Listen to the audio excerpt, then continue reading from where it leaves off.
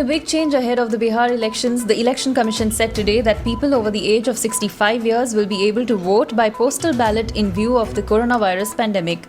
Bihar elections are expected to be held in October-November. This facility will also be extended to people infected with coronavirus or those who are suspect cases and are in quarantine.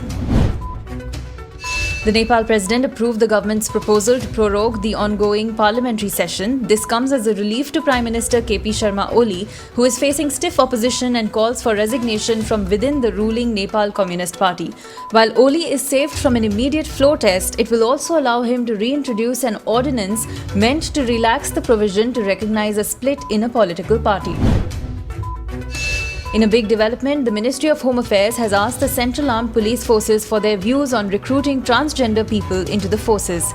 In a letter dated July 1st, the MHA said the comments for incorporating the issues on transgender as third gender along with male-female in the rules of CAPF Assistant Commandant's Examination 2020 is yet to be received. The ministry sought the views by July 2nd positively for taking a view on the matter. As of now, there is no provision of hiring transgender people in the Central Paramilitary Forces or the Indian Army. Union Minister Ravi Shankar Prasad has said India's surprise move to ban 59 Chinese apps days after a violent face-off between Indian and Chinese soldiers in eastern Ladakh was a digital strike. The digital strike term is in reference to the bombing of Jaish-e-Mohammed terrorist training camps in Pakistan's Balakot in February 2019.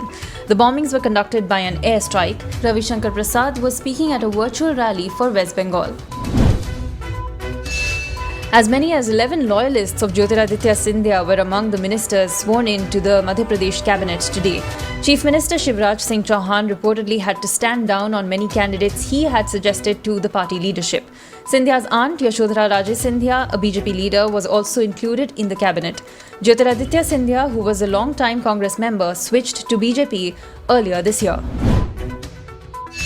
Indian Railways claimed it has achieved 100% punctuality rate for the first time in its history on July 1st.